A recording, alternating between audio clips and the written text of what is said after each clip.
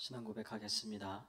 전능하사 천지를 만드신 하나님 아버지를 내가 믿사오며 그 외아들 우리 주 예수 그리스도를 믿사오니 이는 성령으로 잉태하사 동정녀 마리아에게 나시고 본디오 빌라도에게 고난을 받으사 십자가에 못 박혀 죽으시고 장사한 지 사흘 만에 죽은 자 가운데서 다시 살아나시며 하늘에 오르사 전능하신 하나님 우편에 앉아 계시다가 죄리로서 산 자와 죽은 자를 심판하러 오시리라. 성령을 믿사오며 거룩한 공예와 성도와 서로 교통하는 것과 죄를 사하여 주시는 것과 몸이 다시 사는 것과 영원히 사는 것을 믿사옵나이다. 아멘. 331장 찬송입니다. 영광을 받으실 만유의 주여. 331장입니다.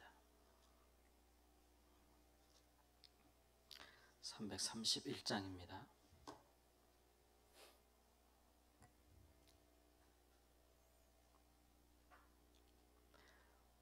영광을 받으실 만유의 주여, 우리가 명령을 따르리라. 베푸신 은혜를 감사히 알고 진실한 마음으로 섬기겠네. 구주의 은혜 주시는 대로 영원히 받들어 섬기겠네. 찬송하겠네, 찬송하겠네. 생명을 주시는 구주로다. 구주를 높이고 잘 공경하여 온유한 마음으로 섬기리다. 주 예수 안에서 즐거워하며 충성을 다하여 섬기겠네. 구주의 은혜 주시는 대로 영원히 받들어 섬기겠네. 찬송하겠네, 찬송하겠네. 생명을 주시는 구주로다. 예수를 믿고서 늘 사랑하여 참 기쁜 마음으로 섬기리다. 온 마음을 드리고 늘 순종하며 구주를 영원히 섬기겠네. 구주의 은혜 주시는 대로 영원히 받들어 섬기겠네. 찬송하겠네, 찬송하겠네. 생명을 주시는 구주로다. 아멘. 열왕기하 2장 1절에서 11절 말씀까지 보겠습니다. 열왕기하 2장 1절에서 11절 말씀. 1절 말씀입니다. 여호와께서 회오리 바람으로 엘리야를 하늘로 올리고자 하실 때에 엘리야가 엘리사와 더불어 길갈에서 나가더니 엘리야가 엘리사에게 이르되 청하건대 너는 여기 머물라. 여호와께서 나를 베델로 보내시느니라 하니 엘리사가 이르되 여호와께서 살아계심과 당신의 영혼이 살아 있음을 두고 맹세하노니 내가 당신을 떠나지 아니하겠나이다 하는지라. 이에 두 사람이 베델로 내려가니 베델에 있는 선지자의 제자들이 엘리사에게로 나와 그에게 이르되 여호와께서 오늘 당신의 선생을 당신의 머리 위로 데려가실 줄을 아시나이까 하니 이르되 나도 또한 아노니 너희는 잠잠하라 하니라. 엘리야가 그에게 이르되 엘리사야 청하건대 너는 여기 머물라. 여호와께서 나를 여리고로 보내시느니라. 엘리사가 이르되 여호와께서 살아계심과 당신의 영혼이 살아 있음을 두고 맹세하노니 내가 당신을 떠나지 아니하겠나이다 하니라. 그들이 여리고에 이르매 여리고에 있는 선지자의 제자들이 엘리사에게 나와 이르되 여호와께서 오늘 당신의 선생을 당신의 머리 위로 데려가실 줄을 아시나이까 하니 엘리사가 이르되 나도 아노니 너희는 잠잠하라. 엘리야가 또 엘리사에게 이르되 청하건대 너는 여기 머물라 여호와께서 나를 유단으로 보내시느니라 하니 그가 이르되 여호와께서 살아계심과 당신의 영혼이 살아 있음을 두고 맹세하노니 내가 당신을 떠나지 아니하겠나이다 하는지라. 이에 두 사람이 가니라. 선지자의 제자 50명이 가서 멀리 서서 바라보매 그 두 사람이 요단가에 서 있더니 엘리야가 겉옷을 가지고 말아 물을 치매 물이 이리저리 갈라지고 두 사람이 마른 땅으로 건너니라. 건너매 엘리야가 엘리사에게 이르되 나를 내게서 데려감을 당하기 전에 내가 내게 어떻게 할지를 구하라. 엘리사가 이르되 당신의 성령이 하시는 역사가 갑절이나 내게 있게 하소서 하는지라. 이르되 내가 어려운 일을 구하는도다. 그러나 나를 내게서 데려가시는 것을 내가 보면 그 일이 내게 이루어지려니와 그렇지 아니하면 이루어지지 아니하리라 하고 두 사람이 길을 가며 말하더니 불수레와 불말들이 두 사람을 갈라놓고 엘리야가 회오리 바람으로 하늘로 올라가더라. 아멘. 오늘 말씀은 선지자 엘리야의 승천을 다루고 있습니다. 엘리야 선지자가 죽음을 보지 않고 승천할 성경의 전체 역사에 몇 되지 않는 사람 중에 한 분이죠. 아마 이것이 선지자 엘리야를 통해서 하나님께서 이미 알려주신 바, 갑자기 된 일은 아닌 것 같고 하나님께서 선지자 엘리야에게 미리 알게 하신 것이고 또 선지자 엘리야를 통해서 이미 엘리야가 이렇게 양육하던 곳곳에 있는 선지자들 생도들, 선지자 후보생들에게도 이미 알려진 것 같습니다. 그리고 오늘 그 일이 일어날 것이다 라는 때와 시기도 대략 알려진 것 같아요. 그래서 이제 오늘 그 일이 일어나겠구나라는 것들이 이제 많이 말들을 하고 있는 것이겠죠. 하나님께서는 엘리야 선지자를 죽음을 보지 않고 하나님 곁으로 데려가기로 작정하셨습니다. 구약 성경의 에녹 같은 분이 그런 일이 되겠는데 어찌 하나님께서 이런 일을 되게 특이한 예상치 못한 자연의 법칙을 깨는 너희는 흑인이 흑으로 돌아갈지니라 이렇게 말씀하셨는데 이런 일을 하나님께서 계획하시고 실행하셨는가 우리는 이 당시에는 알 수 없지만 이제 훗날에 보면 엘리야 선지자의 사역은 모든 이스라엘 백성들이 바알을 섬길 때에 그들의 마음을 하나님께로 돌아오게 하는 귀한 사역을 감당하지 않았습니까? 당시에 이제 세상의 왕을 대적하고 하나님의 말씀을 선포함으로써 또 하나님께 온전히 드리는 예배 또 관계를 회복하게 함으로써 이스라엘 백성들이 하나님께 돌아오게 했는데 이제 이런 엘리야의 사역과 승천은 이제 예수님이 오시기 전에 메시아가 오시기 전에 엘리야가 다시 올 거라는 예언으로 그렇게 남았습니다. 그래서 많은 사람들이 메시아가 언제 오겠느냐라는 궁금증을 가질 때에 이제 구약의 선지자들은 메시아가 오기 전에 엘리야가 다시 오리라. 그런 것으로서 메시아가 언제 오실지를 짐작할 수 있노라라고 이제 예언했던 것이죠. 엘리야의 심령으로 와서 사역하는 선지자가 온다면 다시 이제 메시아가 오실 때가 되었다라는 것으로 마치 메시아의 오심을 예비하는 자, 그 길을 예비하는 자로서 사역했다는 것을 알 수 있고 우리는 이 엘리야와 같은 선지자가 예수님 오시기 전에 왔다라는 것을 알고 있죠. 그가 누구냐 그러면 세례 요한, 세례를 주었던 요한을 마지막 선지자로 우리가 봅니다. 그래서 그가 오늘 말씀처럼 요단에서 그렇게 엘리야가 승천했던 요단강 건너 승천했던 그곳에서 이스라엘 백성들이 나와서 그에게 세례를 받고 회개하고 그 마음이 다 하나님께로 돌아오는 일들 그래서 메시아 오실 길을 예비하는 동일한 사역을 감당했다라는 것을 알 수 있어서 이 엘리야의 승천은 그 자신에게만 영광이 되는 일은 아니고 후에 오실 메시아가 언제쯤 오실지에 대한 사람들에게 일종의 징조 혹은 사인으로 그렇게 이제 하시기 위해서 하나님께서 그리하셨다라는 것을 볼 수 있습니다. 그런데 이제 오늘 말씀에 보면은 선지자직을 계승하는 문제가 나와요. 다른 어떤 성경에 봐도 선지자를 공식적으로 계승하는 일은 나오지 않습니다. 하나님께서 그때그때 필요한 선지자를 어디서든지 불러서 성령으로 이렇게 임하게 하시고 말씀을 주셔서 사용하신다는 것을 우리가 알고 있죠. 그런데 이렇게 공식적으로 선지자직을 계승한다, 승계한다 라는 자세한 내용은 나온 바가 없지요. 이것은 어떻게 보면은 왕의 직분을 계승하는 것처럼 그렇게 보이는데 특히 이제 열왕기 하 아니겠습니까? 왕들의 역사를 다룸에 있어서 이 선지자의 이야기, 특별히 엘리야와 엘리사 선지자 이야기가 거의 절반 가까이 차지하게 돼요. 이후로. 그런 거 보면은 우리가 알 수 있는 것은 첫 번째로 엘리야 선지자가 처음으로 이 선지자 학교를 공식화한 분이라는 것을 알 수 있죠. 그러니까 선지자를 양성한 분이에요. 왜냐하면 그 북이스라엘 왕 아합과 이세벨이 선지자들을 다 죽였거든요.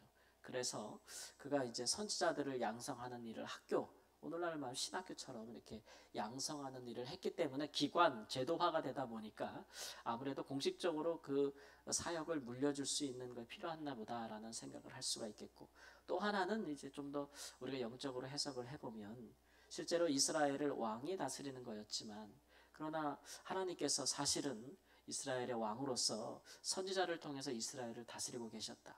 왜냐하면 왕이 그 역할을 감당하지 못하기 때문에 하나님께서 선지자를 통해서 왕 이상으로 이스라엘을 다스리고 계심을 분명히 보여주고 계시는 것이겠죠. 그래서 이제 이런 계승 문제를 좀 상세하게 다루는 것 같습니다. 마지막에 엘리야 선지자가 길갈과 베델과 여리고와 요단 이런 곳으로 마지막으로 순회하면서 그가 사역을 이제 순회 사역을 하고 있는데, 이곳들이 이제 그 선지자 학교가 세워져 있는 것, 뭐 건물이 세워졌는지 그런 규모 같은 건 우리가 알 수가 없지만 적어도 오늘 말씀을 보는 것처럼 한 수십여 명 정도, 50명 정도가 곳곳에 여러 지역에 모여서 말씀을 배우고 기도하면서 선지자로서의 길을 가는 그런 후보생으로서의 길을 가지 않았나 생각을 합니다.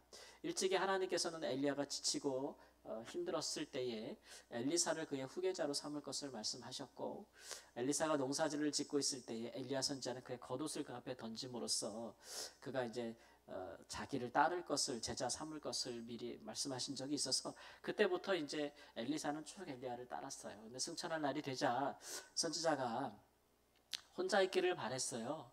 그러니까 너는 여기 머물라. 가장 가까이서 그를 섬기는 수종드는, 마치 모세 옆에 여호수아가 있었던 것처럼 그렇게 엘리야 선지자 옆에 엘리사가 있었는데, 이 나이 많은 노구의 엘리야도 이제 누군가 도움이 필요하잖아요. 젊은 분에. 그러니까 하나님께서 이렇게 일찌감치 엘리사를 세워서 그의 곁에 두신 건데, 이제 그가 승천당하는 당일에는 함께 있기를 원치 않았습니다. 그런데 엘리사 선지자는 절대 떠나지 않겠다라는 마음을 가지고 있어요.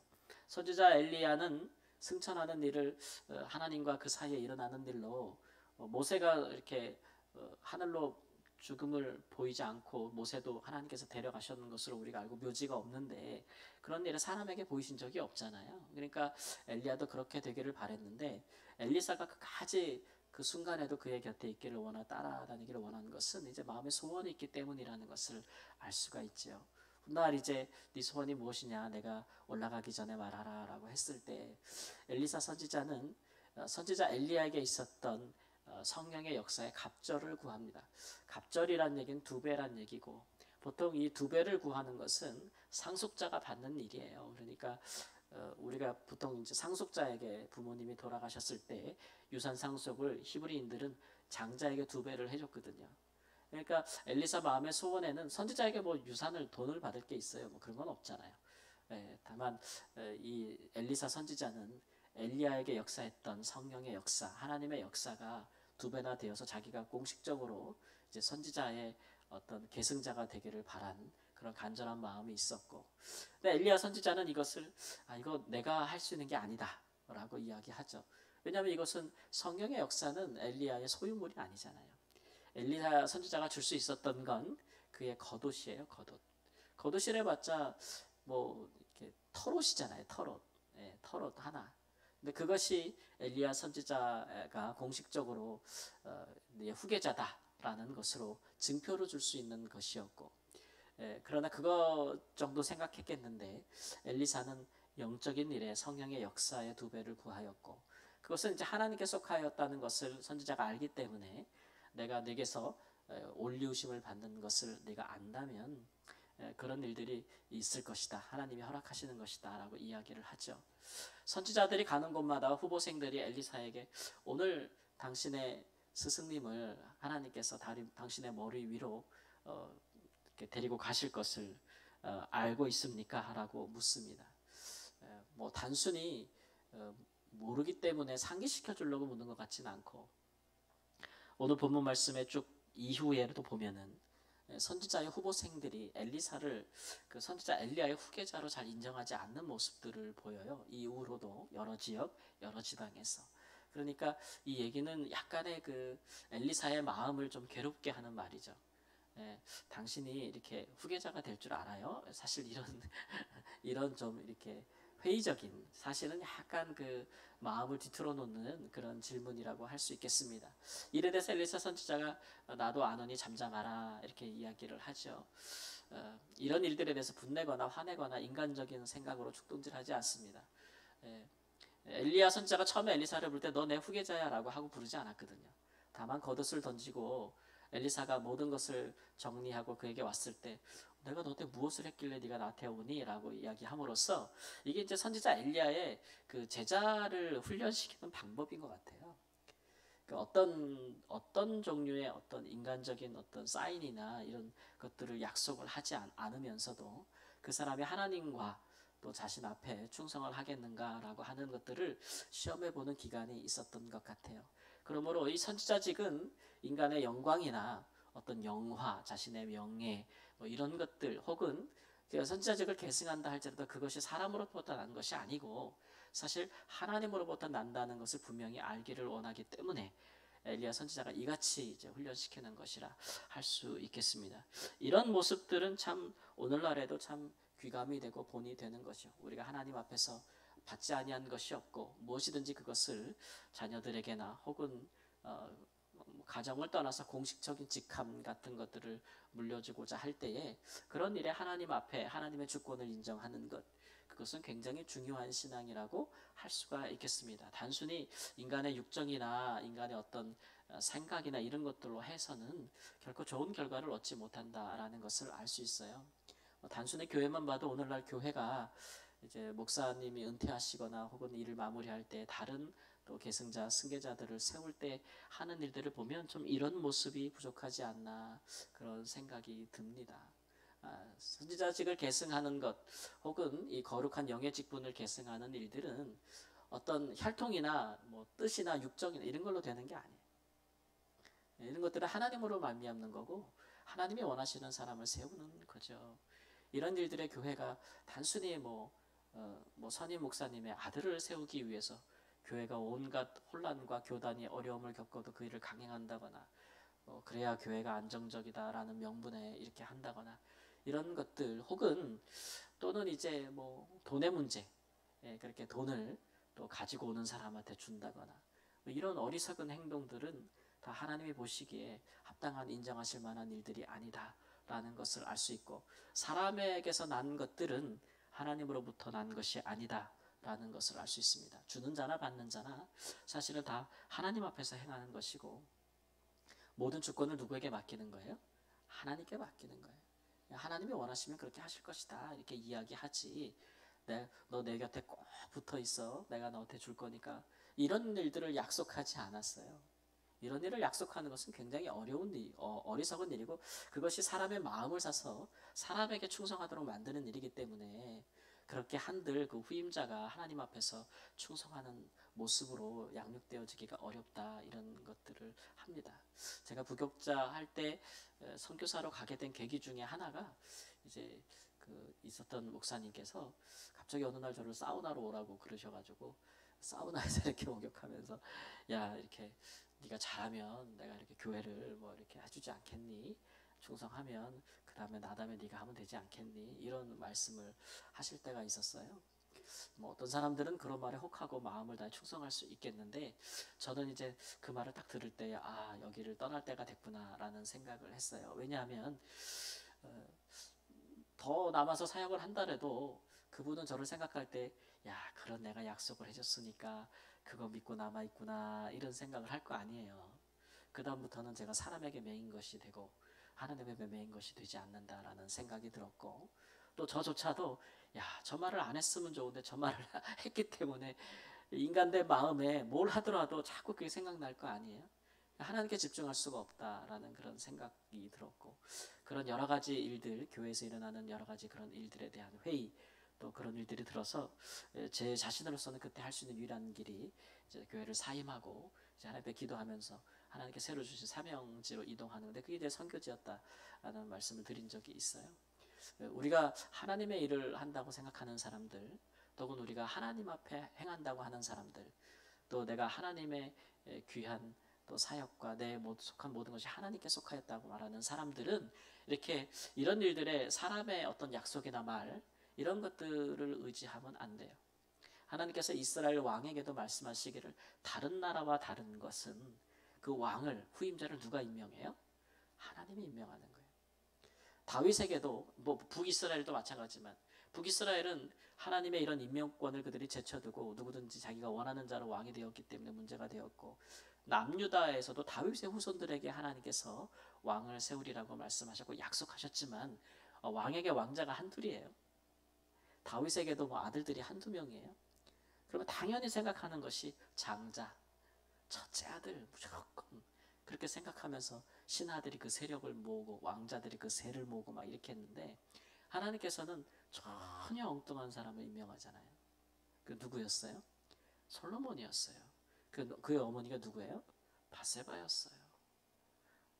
다윗의 유일한 그 인생의 오점을 생각나게 하는 그런 아들을 하나님께서 후계자로 임명하잖아요. 다윗이 그것을 분명히 밝히잖아요. 그게 그렇게 행할 때 단순히 다윗이 무슨 죄책감에 혹은 여인을 사랑하며 그렇게 임명한 것이 아니라고요. 그런 태도들이 우리에게 필요하다는 거죠. 하나님이 어떻게 하실지. 그래야 이 후임자도 나는 사람에게서 받은 것이 아니라 하나님께로부터 받은 것이다 라는 마음으로 사역하지 않겠어요? 이런 일들의 인간의 욕심과 탐욕이 얼마나 우리 가운데 뿌리 깊게 역사하고 있는지 이런 것들을 우리가 좀 살펴보고 반성하는 계기가 되었으면 좋겠습니다. 꼭 교회만 그런 것이 아니고 우리가 행하는 모든 일이 다 하나님의 일입니다. 다 거룩한 일들이에요. 이런 모든 일들에 우리가 인사권, 특별히 인사권 그런 것들은 하나님께 속하였다 라고 그렇게 믿고 인정하고 그것을 구하고 그럴 때가 되면 하나님의 역사를 간구함으로써 하나님이 하실 일들을 보는 그런 귀한 역사들이 우리의 모든 삶에 일어나기를 우리 주 예수님의 이름으로 축원합니다. 아멘. 하나님 인사가 만사라고 사람들이 생각합니다. 사람을 바로 세우면 하나님 참으로 좋은 일이, 바른 일이, 올바른 일이 일어나겠고, 사람을 그릇되이 세우면 모든 일이 어그러지고 혼란스러워지며 하나님 참 어렵게 된다는 것을 우리가 잘 알고 있습니다. 아버지여, 참으로 하나님의 교회부터 믿는 자의 가정에서부터 또 믿는 자의 선한 사업의 모든 자리에서 하나님 사람을 온전히 세우는 일들이 있게 하여 주옵소서. 무엇보다 신실한 하나님의 사람들이, 하나님을 경외하는 사람들이, 인간의 자신의 탐욕과 또 명예를 위하여 살지 아니하는 사람들이 중요한 자리에 임명이 되어 그 직분을 감당하는 선한 일들이 일어나기를 하나님 주 앞에 기도합니다. 악한 자들이, 악을 도모하는 자들이, 탐욕에 찌든 자들이 중요한 자리를 점하는 일들이 없도록 하나님의 이 나라를, 이 민족을, 이 사회를, 우리 교회를 하나님 건지소서. 그러므로 하나님께서 우리에게 보여주신 모범을 따라서 하나님께서 생각하시고 선택하시고 임명한 자들이 하나님의 은혜와 역사 가운데서 자연스럽게 은혜 가운데 그 직분을 물려받고 하나님 그 귀한 직분을 더 잘 감당하는 선한 역사들이 일어날 수 있도록 아버지의 이 땅 가운데 은혜를 베풀어 주시기를 원합니다. 주여, 통하여서 주께서 영광을 받아 주옵소서. 존귀하신 예수님의 이름으로 기도합니다. 아멘. 하늘에 계신 우리 아버지여, 이름이 거룩히 여김을 받으시오며 나라의 마옵시며 뜻이 하늘에서 이룬 것 같이 땅에서도 이루어지이다. 오늘날 우리에게 일용할 양식을 주옵시고 우리가 우리에게 죄진 자를 사하여 준 것 같이 우리 죄를 사하여 주옵시고 우리를 시험에 들게 하지 마옵시고 다만 악에서 구하옵소서. 대개 나라와 권세와 영광이 아버지께 영원히 있사옵나이다. 아멘.